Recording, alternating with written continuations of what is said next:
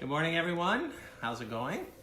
We have to tell you, a shiz is getting real at the Che Warren household. So last night, for years before I had my hair like this, I used to just do a brush cut. Laura cut my hair probably for 15 years. So we always had the attachments. Well, our very healthy-headed son has some really cool hair, has her hair. It's a lot of hair. And he needed a haircut, so Laura stepped up to the plate. And he let me. Yeah, and I cut Wyatt's hair. And it's salon worthy. No offense to those who are in the business. We're still speaking. Yes, and then Lily stepped up and trimmed a little bit of Laura's hair. Yes, and then Lily cut my hair. Yes, and so what I'm going to try An inch and a half off. Can't you tell? But you know what didn't happen? We didn't get to touch Wyatt or Lily or Rick's hair. Well, guess what? I've asked her to de-reseed my hairline. So I'm trying to see if she can do that. We're going to actually plant little plugs on him tonight. Yeah, on spark plugs. But I know in the next 2 weeks he's going to let me cut his hair because either that or you're going to go for the Joe exotic look. I'm not so sure. I don't have a moment. It's not long in the back, but I got some sideburn action. Yeah, it could happen though. So yeah, I might be cutting his hair. We'll see. So there you go. That's our news of the day. Yes. Bye. No, just kidding. We're talking about, we're going to dive a little bit deeper into sinus health today and nasal health. As I said yesterday, when I moved here from California, there were no deciduous trees out there. I mean, it's not like nobody had allergies out there, but you didn't see them like you do here. So I remember one of my first months in the clinic was October 1996 when we opened. People were asking me if I treat sinusitis. I go, yeah, kind of like... okay, and so now I would have never put it in the top 20 things I treat, top 5, maybe top 3. I would say probably a good 30% of our patients easily get that at some point. Well, and I treat kids too. Treat kids for it as well. As you know, I do pediatrics. So, and the cool thing I think about it is that during the treatments, people literally during the treatment will feel their sinuses open up. Yep. It's amazing. It's so cool for them, especially because people just suffer. I mean, it's that whole dog chasing its own tail. They get the stuffy sinuses, and then they get intracranial pressure, or they get a runny nose. And at night when they're sleeping, they have postnasal drip. So then they're just coughing up phlegm and stuff. Anybody that goes through this knows what we're talking about. So yeah, and I think that one piece that we forget about, we always recognize these symptoms after they've happened. But there's an important prevention piece that's going on, and I think this correlates heavily with what's going on with COVID right now, because the nasal health has a lot to do with our overall health. Oh, big time. As we know, as we walk around and everybody's wearing masks, one of the most common ways for pathogens to enter are through our sinuses or our nasal passages or our mouth. So we're able to keep our mouth closed if we need to, but our sinuses are open. And think about that for just a second. When you're breathing in, it's going right to the organ. Whereas like when we chew and digest, it goes through these processes of breaking it down and swallowing and all the stomach acids. When you breathe, it hits the nasal passage or the throat, the mouth, like Laura says. It goes literally right into the organ itself. But there's a process, sort of like with digestion, that happens that helps with the cleansing process, and that's why the nose itself is so important to keep healthy, because there's cilia, or these little fine like hairs in the nose, that actually work as filters to help clear out bacteria and viruses and catch things before they go down into your lungs or into your throat through the whole, what we call the upper respiratory tract. So with that cilia, when we become sick, what happens is a lot of mucus can form, and that causes the cilia to not be able to move in its wave-like fashion, and it gets matted down, and then it's not effective in being our filter. So what we're going to talk about today is helping keep that environment healthy so that we can have that extra filtration, that extra immune system boost. So I also want to just mention, and we'll talk about this as well, within the nasal cavity, within our nose and that upper respiratory tract, there is its own microbiome, or balance of good and bad bacteria. And when that balance is disturbed, then we have more likelihood to become ill.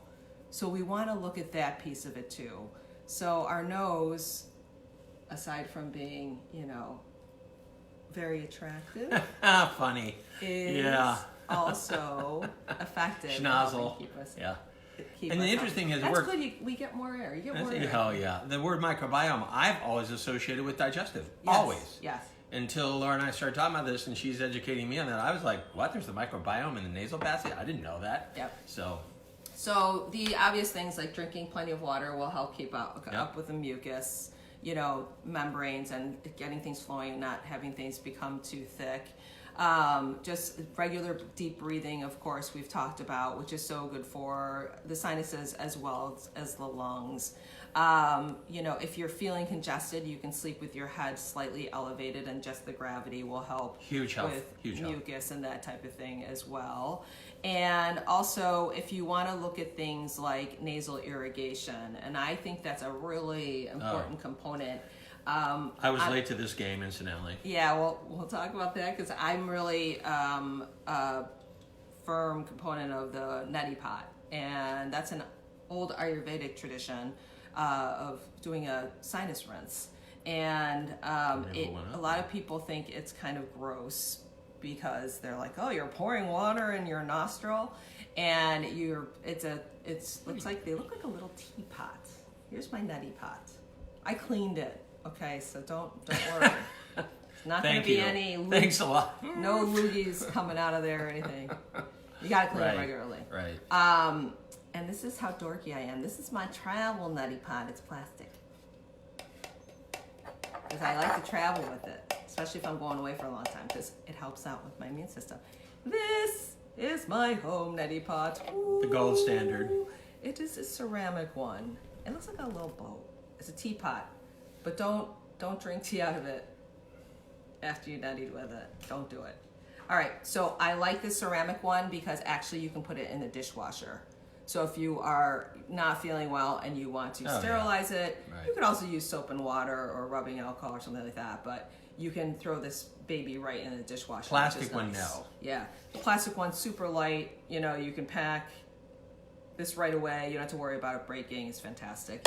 And then the other tool you have with the neti pot is salt. So what certain kind of salt. Yes, and this is neti salt. And you really want to get this. You really want to get the neti salt because did you guys know that table salt? This is a whole nother discussion.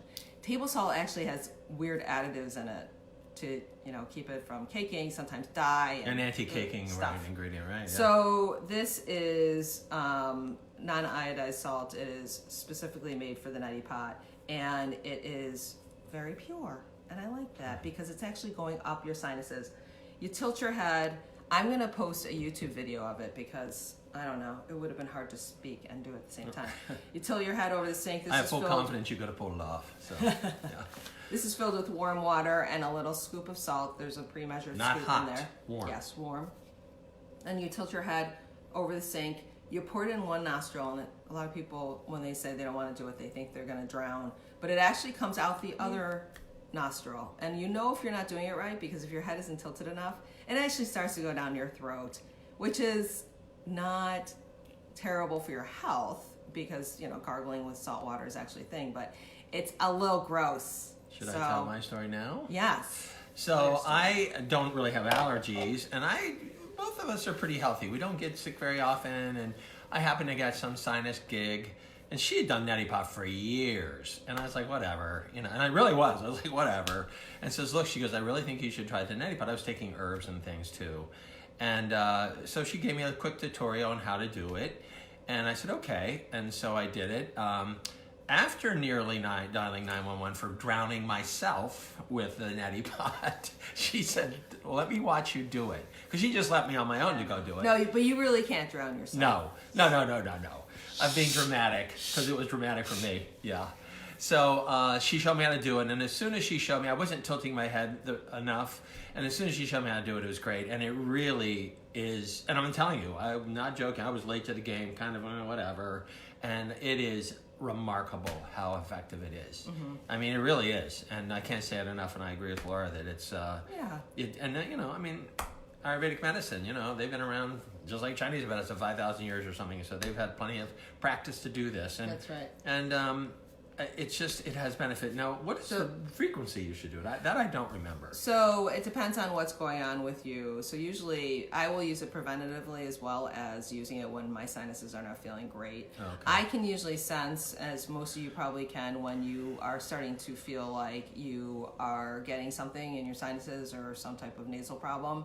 Then you want to start doing it then. I've also done it when I know everybody else in the house has a cold, so I start neti potting. And I'm telling you, it keeps me from getting sick.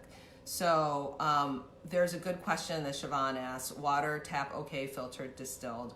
So there has been a few cases of amoeba that's in tap water that's affected people's health.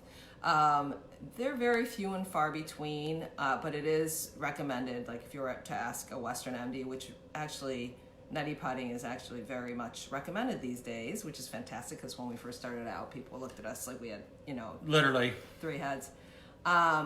The best thing to do is to use filtered water. You could boil a little bit of tap water and then just let it cool off. And filtered water is actually decent too. And if you have a filtering system in your house, that's fine. Yeah, we have the full. We do. We have a filtering system. So that's a good question. But the reason you use warm water is because the cilia or those nose hairs actually like warmth. That's why part of the mechanism for our upper respiratory tract when we're inhaling is to filter the air, to warm the air, and also to humidify it. So it makes it into a better experience for our lungs to take in. So warm water in the neti pot is definitely favorable. You want to do that. But like Rick said, you put your hand under the water and just make sure it's okay for your hand. You don't want it super hot. I've done that. It doesn't feel so good. And to the point Laura said, when we all go get those $12 humidifiers, the base fill with water, it has a little heating element in it and steams at night. I mean, it's the same kind of philosophy. It's in your environment that's warm. They don't use cold air to do that. So. Yeah. So there are a lot of benefits to it. So not only are you clearing off the cilia and allowing them to move freely for the filtration, and you're also hydrating the nasal cavity, and there's salt in there. And salt, as many of you know, is used as like a preservative, especially in the old days when they would have. Well, it was a currency. meats. It was so valuable. Salt was used as a currency back Yeah. in the Phoenician days, Egyptian days, and the highlight there. So it was used in the old days to help preserve things Right. because it helps inhibit the growth of bacteria. So you have this neti pot, you have the salt in there, so it's playing its role as well. So I can't say enough about the neti pot. We have one around for all of us. When you have kids, they're going to think it's really weird at first, but if they grow up seeing you do that, at some point they're going to become curious enough. So start young. They're probably not going to do it when they're young, but just let them see you do it. Right. Yeah, let them see you do it. There's also now the saline sprays, irrigation sprays that you can get at any drugstore. Those are great too. I don't think they're as wonderful as the neti pots because, it's usually one squirt. It just doesn't have that same The tricky level baster treatment, right? Yeah, it's not the same level of irrigation, but it's also oftentimes a good place to start. Sure. Because sometimes people are less daunted about doing that than they are about, doing the neti pot. So you can think about that too. So also just a couple words about using things like steroidal sprays, because that's usually the option, because the neti pot can also help out with inflammation in the sinuses and dryness in the sinuses. And other reasons that you might use like a Flonase or steroidal spray, the neti pot can really help out with. So oftentimes people are going towards like a steroidal nasal pump. And Because they're suffering. Yeah. But what happens with those is, and this is where oftentimes they come in to see us, is they become addicted to that nasal spray. And they find that they need to use more and more of it in order for it to work. And that is not in their head. That is actually a thing. That's a slippery slope, right? Yeah, there's a rebound effect with the steroidal sprays that once you start using them, you become more desensitized and you need more and more until you're doing, too much of it. So neti pot, if you're grossed out by that, other things I would recommend is steaming. So getting a hot basin of water, or you could even use a bowl, if you can put a few drops of essential oil in there, that would be fantastic. Peppermint, eucalyptus, yeah, things like that. Those two are the top ones. Peppermint, eucalyptus are really good for the lungs and really good for the sinuses. If you feel like there's some type of, infection coming on, maybe a little bit of tea tree oil. Yeah. And if you're feeling antifungal. Yeah, and then if you're feeling stressed, you can put maybe a little lavender in there. Never hurts. So you put your hot water in the basin, or the sink basin, or else in a bowl. You drape a towel over your head and just let yourself breathe and have that steam come in, and it can be really an effective way to help and out an with your inexpensive sinuses way as well. Yeah. I've even recommended to patients, if they don't have essential oils, go to it's not spearmint, go to the market, whatever your local market is, get a box of peppermint tea bags. Yes. Drop the tea bag in there, cover it with a towel, let it cool down a little bit so it's not burning you when you inhale it. And then, like Laura said, put your head over the basin, inhale through your nose or mouth, depending on, you can inhale or alternate for, 3 minutes maybe? Yeah. Because people always ask, well, how long should I do that? Yeah, So, the steam starts to go away a little bit, so you could hang out there until the steam is starting to go away a little your head's bit, over the bowl with the towel over your head keeps the steam from escaping. Yeah, So. yeah. And Angela, our Reiki practitioner, also said putting the essential oils on a washcloth and breathing it in the shower. Good tip, Angela. I like that one. Yeah, I like that too. So I'm just trying to see if I Supplements? talked about everything. We talked about the homeopathic nasal spray yesterday, and that's it, the Reboost. Great stuff. And it hydrates the inflamed sinus passages. Yeah. Oh, the last one, which I love. Getting out there and just breathing in fresh air. Breathing it in through your nose, your mouth. Yeah. Very good for you. Getting out there, taking a walk, and just putting that upper respiratory tract to work. And on most of our phones, just a quick note to that, you can look on your, like I have the Weather Channel app, and it gives you the pollen reading for the day. So if it's like super high, then just be cautious with that. Get out early for your walk, because earlier the pollens don't tend to be as bad early in the morning, because just the moisture in the air keeps it down. So just use that too. It's right on your phone. You can just scroll through it. It'll give you the pollen reading. And these are all just natural ways to help out with sinuses. And sometimes things get, really serious and you do need medication. But we would love to be able to promote these natural ways because, let's face it, antibiotics, the steroidal medications, they actually do negatively impact the microbiome of your sinuses, as well as your stomach, as well as your body. So if we can hit things naturally first. Right. Why not? Why not? Well, thanks for joining us. Thank you, everyone. Have a great day. Get Have out a great there. Take sunny a walk. Well, I don't know where you're at. I know my niece is in Florida, but it's sunny out here in Rochester, and it's always a good day to get out. So. Yes. Take care, everyone. Bye.